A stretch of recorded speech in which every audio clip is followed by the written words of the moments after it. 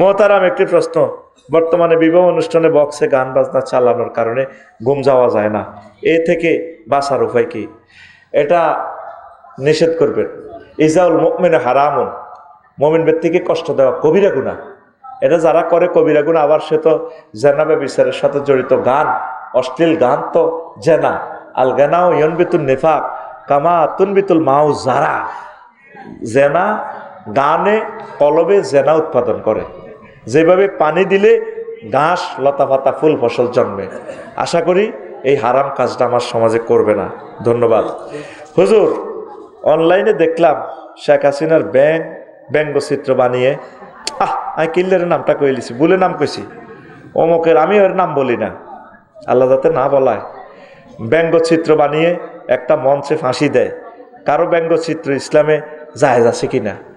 তো ব্যঙ্গচিত্র এটা তো একটা প্রতিবাদের ভাষা। জালেমেরে তো এটাও একটা প্রতিবাদ করা লাগে। তারে এটা নতো কেয়ামত পর্যন্ত ফাঁসি দিল তো শেষ হইতো না। 1400 মানুষ কি কষ্টে আছে, তাকে ছেলেগুলাতে মারিয়ে লেছে।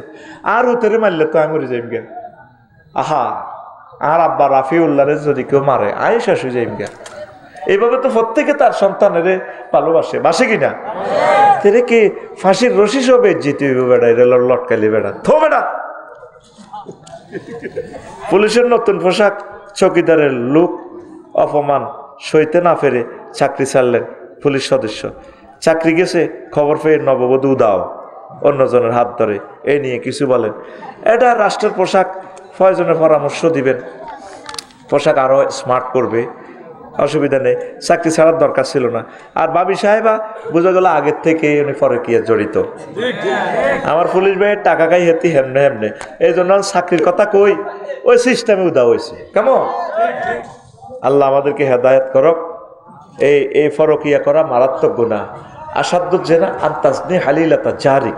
নবীজি বলছেন সবচেয়ে মারাত্মক জেনা হচ্ছে তোমার বন্ধুর ওয়াইফের সাথে, প্রতিবেশীর ওয়াইফের সাথে জেনা করা। আল্লাহ আপনি আমাদের এই সমাজকে রক্ষা করেন। আচ্ছা, বড় ইজ্ঞা দিয়ে লাই, বড় প্রশ্নটা দিয়ে লাই।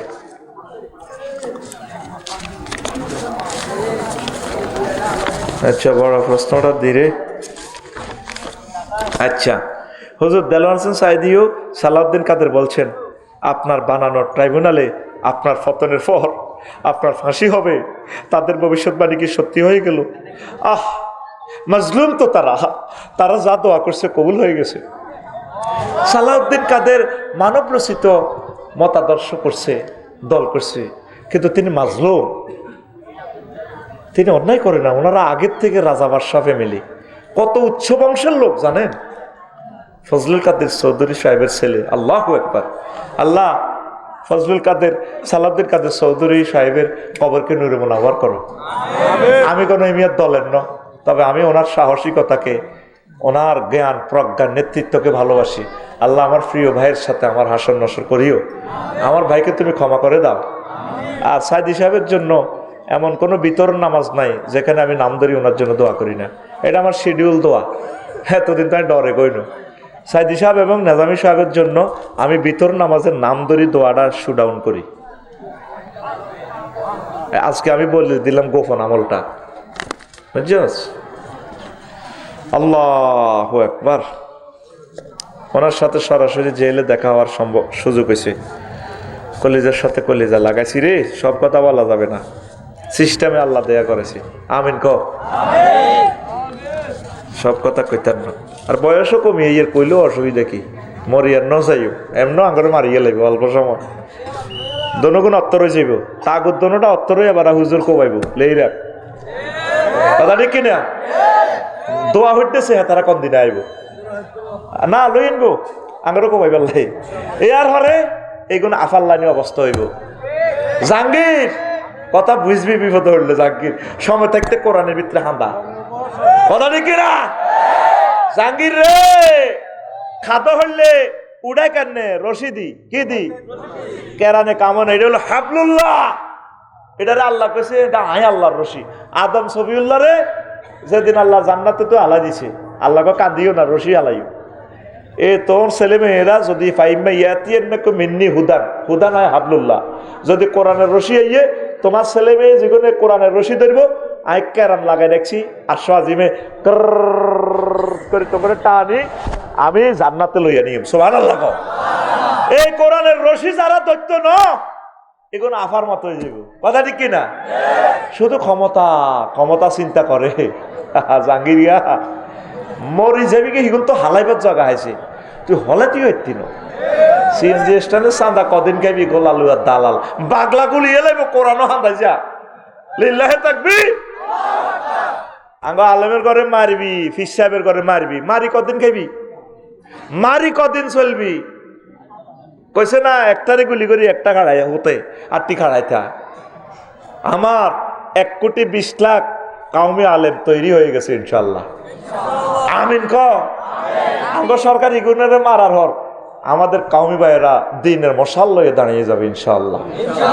হেফাজতে ইসলাম দিনের মশাল লয়ে দাঁড়িয়ে যাবে, মামুনুল হক ভাইয়ে দাঁড়িয়ে যাবে, আমার সরমনের আমার আইকন দাঁড়িয়ে যাবে ইনশাআল্লাহ তাআলা।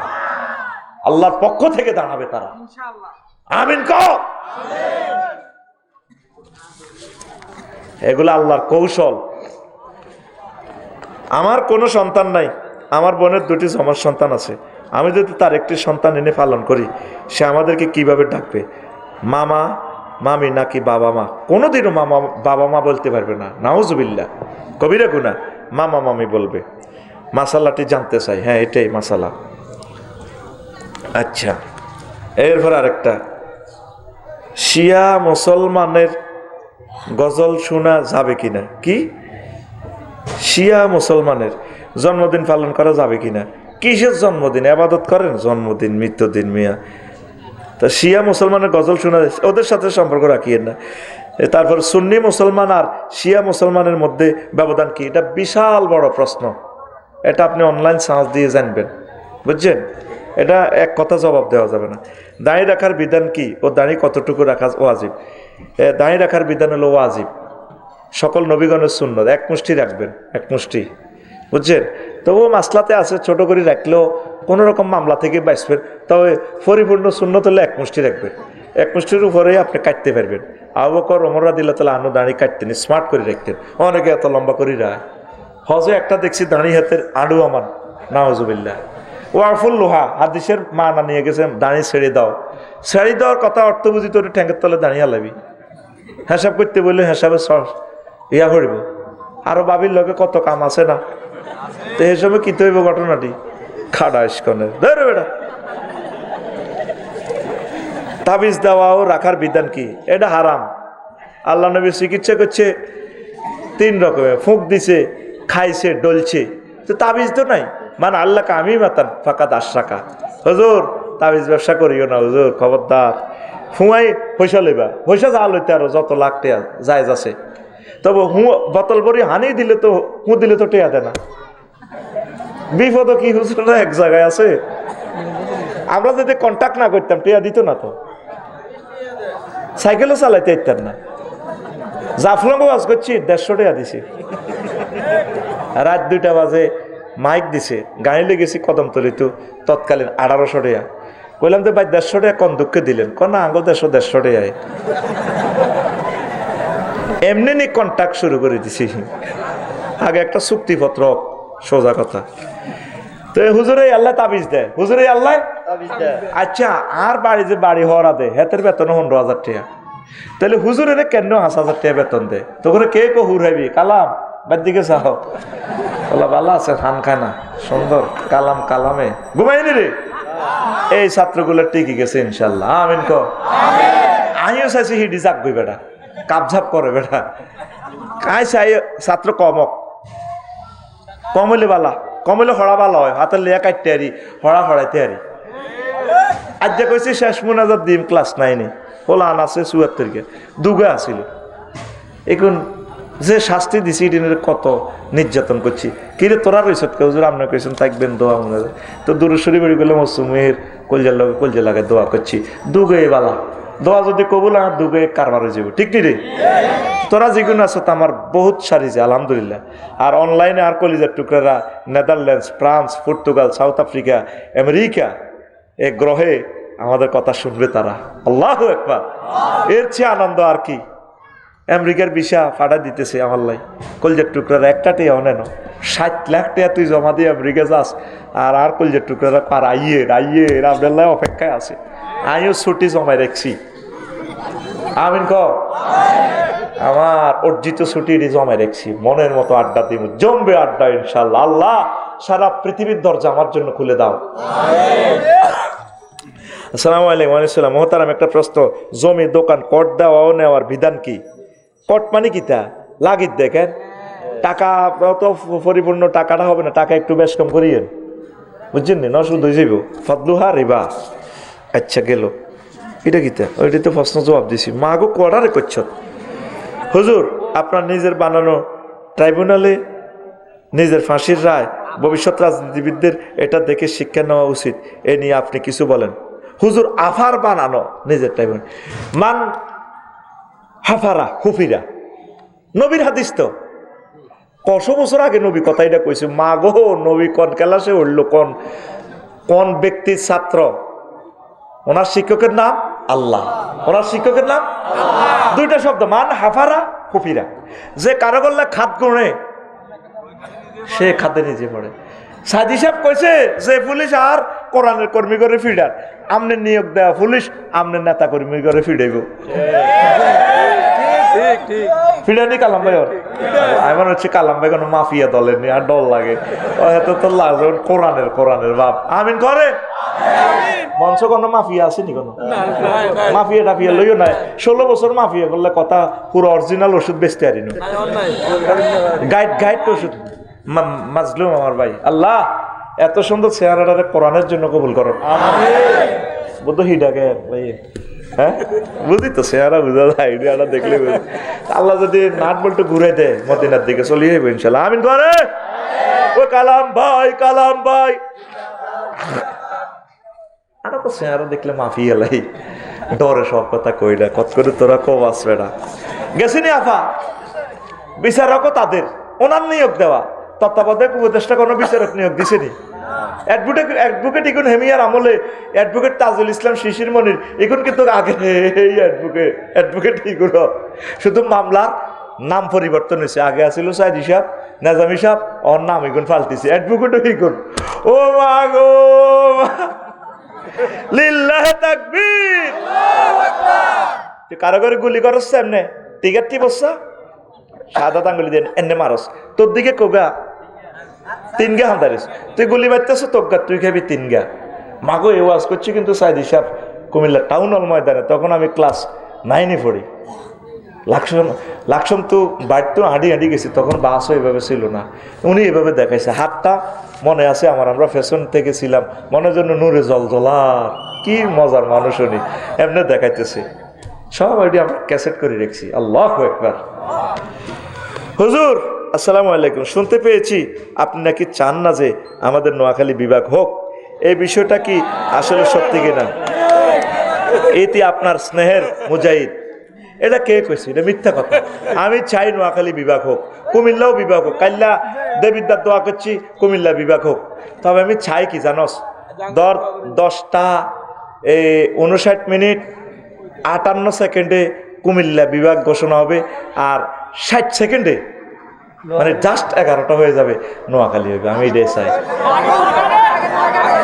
এটা তোরা বোতলের ভিতরে বরি তোরা নোয়াখালী বিভাগ নইলে আর কি তারে ভাই। আমি তো আগে নোয়াখালী বিয়ে করতাম সাইয়ের, তার আর ভালো হইলো, এটা আমার বাপের বাড়ি, এটা আমার ওর বাড়ি। আমি তো সকলের প্রিয়, সকলের আপনজন, আমি চাই হোক, কোনো অসুবিধা নেই। তবে আগে বিমানবন্দরটা আমাদের খুবই দরকার। আল্লাহ তুমি নোয়াখালী বা কুমিল্লা আল্লাহ একটা বিমানবন্দরের ব্যবস্থা করো, তাহলে আমরা পুরো বাংলাদেশের তদন্তে আসবে, মন্ত্রণালয় থেকে আসতেছে। আমিন আমিন। তবে শুনছি কোন একটা জেলাতে 40টা ইয়ার বাসে রাডারে এখনো পথ দেখায়, আর অলরেডি বিমানবন্দর রেডিও আছে, শুধু লোক লাগবে 200। একটা বিমানবন্দর আছে কিন্তু আমাকে বাইর লগে, আমি ডরে তো নাম কইতাম, জেলার নাম কইতাম না, কবি আয় তো কোদালি বুধ দিকে টানে। সেটা এখনো কিন্তু প্রায় 43 লাখ টাকার রেভিনিউ আয় করতেছে। রাডার সচল আছে, রাডার কিতা আছে, এতে গুমজাল লাগছে কিতা আছে, ইয়ার বাস এরোপ্লেন কি এখনো হব দেয়া? আমাদের এখানেও নামে, বিমান বাহিনী আছে এখনো। না, এটা আছে তো, এটা টেম্পোরারি ভাবে আছে। এটা কিন্তু বিমান যে জায়গাটা অধিগ্রহণ করে রেখেছে প্রায় 50,000 কোটি টাকার জায়গা বর্তমান ভ্যালু, এর চেয়ে বেশি হবে। এর দূর জায়গা একবার এশিয়ান হাইওয়ের লগে রোডও করা আছে, লেখা আছে অমক জেলার বিমানবন্দর রোড। আল্লাহ দয় এখনো লেয়া আছে, নেম প্লেটও লেয়া আছে। কোন জেলা? আয় কইতার ন আরে মারবি তো ধর। এটা তোরা গুগল চার্জ দিস 40টা ইয়ার বাসকে কোন বিমানবন্দর পথ দেখার। আর তোকে এনে যদি বিমানবন্দরটা হয় বাইরে কইছে ওইলে আবার রাডার কিনতে কত হাজার কোটি টাকা লাগবে। কেন তো রাডারও বইয়ে রেখেছে। লোক শুধু কোগা 200 লোক নিয়োগ দিলে শুধু পথ দিয়ে বিমানের এমনি। আর আমার কিছু বিমানবালা আফু করে নিয়োগ দিলে কামাই গেছে। তাহলে বিমানবন্দর কোন রে তবু বিবেকের আল্লাহ দায়িত্ব করো। আই সে জেলাটার নাম বললাম না, তবে কুমিল্লা নামে, কুমিল্লা নাও, কুমিল্লা নামে একটা জেলা আছে পৃথিবীতে। ওঠো আল্লাহর জন্য। ওই জেলাতে একটা লোক আছে, তার নাম রফিকুল্লাহ। কেন জানি তাকে নোয়াখাইল্লা বলে, কিন্তু লোকটা আছে মিল্লা জিল্লা। সম্ভবত সেখানে রাডার আছে, অলরেডি বিমানবন্দর রেডি। কত বলছি, এটা সচল করলে আমার এই বেল্টের 6টা ডিস্ট্রিক্টের লোক আমরা, আমার প্রবাসীগুলো এখানে আসতে পারে, অ্যাক্সিডেন্ট থেকে বাঁচতে পারে। 20 মিনিটে কুমিল্লা থেকে এনে চলে যাইব। আর এখানে নোয়াখালী হইলো আমাদের 20 মিনিট, কোনো অসুবিধা নেই। পড়লেন আলহামদুলিল্লাহ, আমিন ক। আমরা তো একই বেল্টের।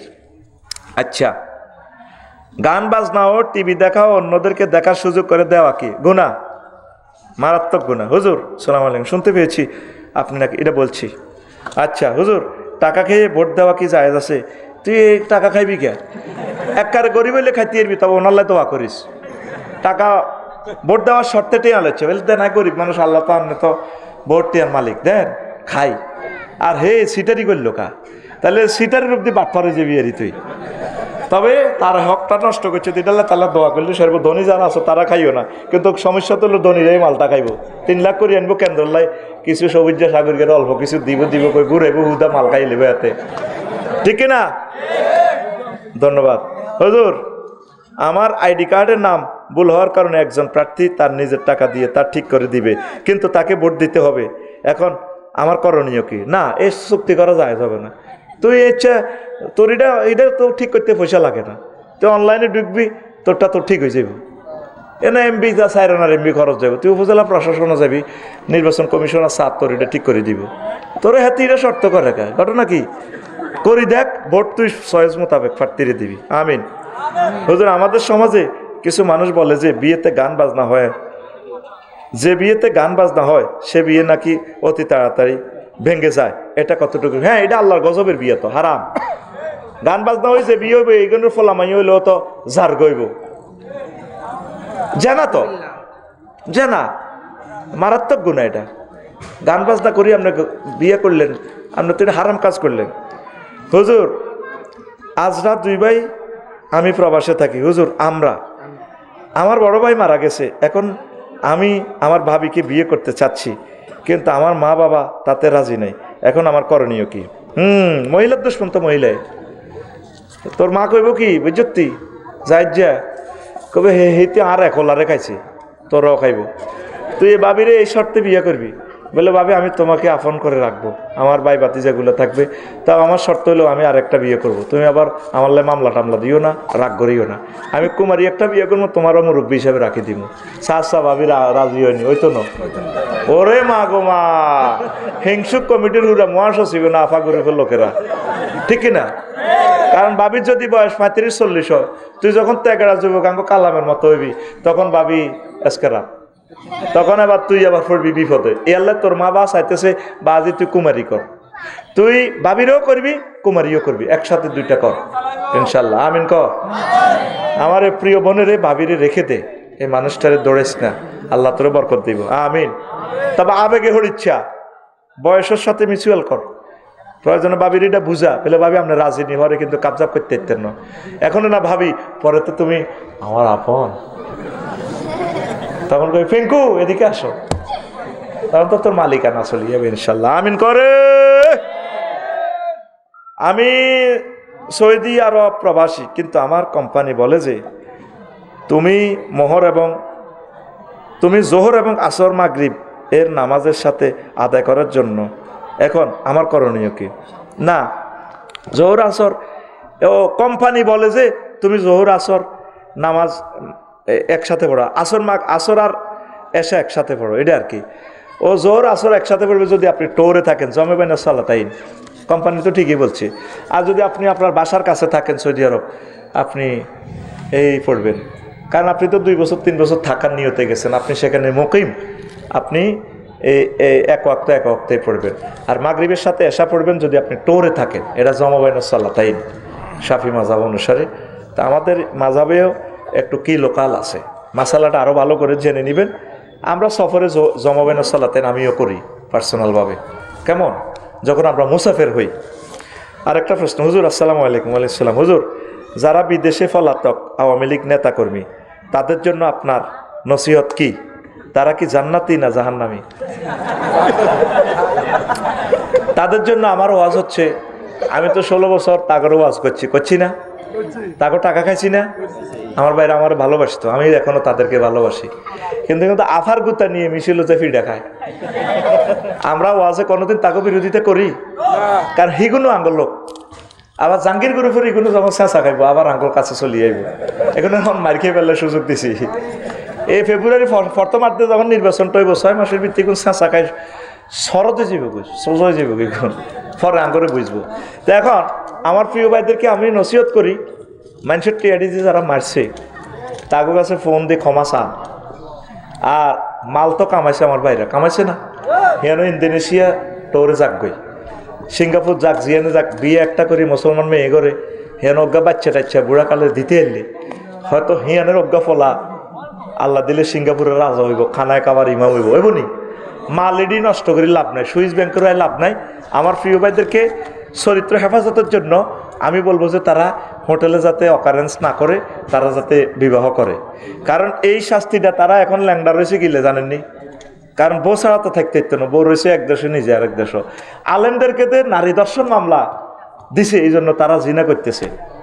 বলে হুজুর আমরা যা ধারণা করলেন, ধারণা কিতা, পুরুষ মহিলা ছাড়া থাকবে কেমনি? এই জন্য আমার প্রিয় ভাইদেরকে বলবো, ভাই পয়সা বেশি লাগতো না, বুটান টুটান যেমনি হারেন বিয়ে শাদী করি, ফুত পবিত্র জীবন, নামাজ ধরেন, কোরআন স্টাডি করেন। আর যে সমস্ত কাজগুলো করছেন, মানুষগুলোর ফাঁসি দিছেন, কলিজা খুলিয়ে এলেছেন, ফেসবুকে তো যে গালিগালাজ আরে করে, ধরিয়ে আর গালিগালাজ করে, আমরা তো ডরে তাগরে একটা কমেন্টসও করি না, লাইক দিল তো আমার কোবা লাইতো, ঠিক কিনা? অন্ত আমরা বুঝি কারা আমার গালিগালাজ করে, ঠিক আছে না?